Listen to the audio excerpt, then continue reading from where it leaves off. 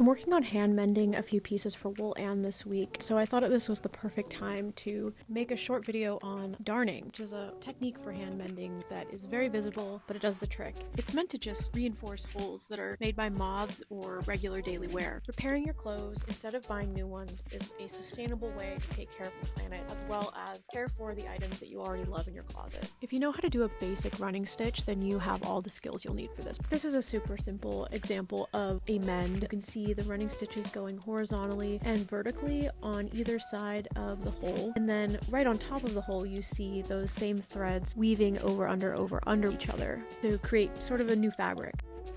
Okay, let's mend this button down together. I'm going to be using a jar lid, rubber band, scissors, needle, and thread for this darn.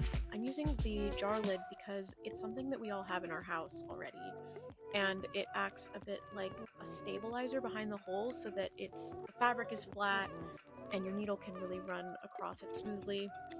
Like I mentioned before, we're going to start with running stitches. I am doing maybe 3 rows, I think, on either side of the hole. This again is just reinforcement for the fabric so that it doesn't rip further. And then once you get to the actual hole, you jump over it with your thread and then keep going a few more times so that you've got a tight layer of threads across the hole. This is so that, of course, when you go the other direction, the 90 degree, you have something to weave into with the other threads. Once you have your thread stitched over the hole, then you continue on with a basic running stitch on the other side just to keep the reinforcement going. The closer together your stitches are, the tighter the weave will be over the hole that you're mending. So just keep that in mind. Once you've done all your rows of running stitch, you just pull your thread to the side so that it's easy to find later when you need to tie off on the back.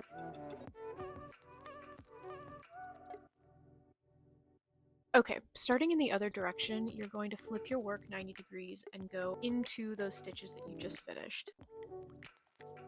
You're following the exact same pattern that you did in the first step. This time, it's just that instead of jumping over the hole with long thread, you'll be weaving that into the previous stitches. I'll slow it down here in a second to show you what that looks like. As a side note, you can see that I've staggered my stitches a bit, and that is just purely for aesthetic reasons. I just like the way that it looks kind of like a brick pattern. If your stitches end up looking wonky, then that's great. We're embracing the imperfect.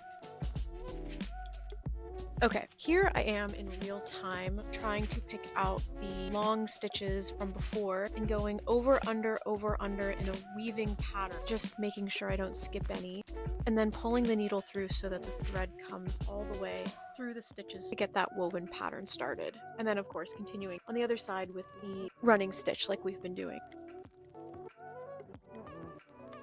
In the next clip, you'll be able to see what it looks like going the opposite direction so that the woven pattern becomes a bit more clear. Don't get discouraged if your woven stitches get to be a little bit loose. As long as you're pulling the thread tight enough, then the weave will all flatten out in the end. I'll speed it up again here just so that we can get to the end result and see it all finished and laid flat.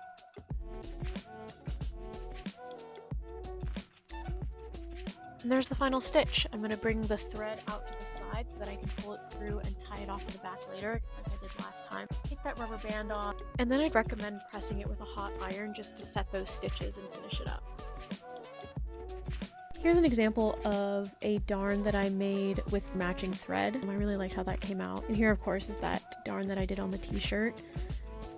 There's another example here of a darn that I made with regular sewing thread, which I really like. I think it matches this jersey a little bit better than that thick embroidery thread. But I really wanted to show you what it looked like to use different weight thread on the same fabric. Don't forget that mending is for function, but it can also look nice.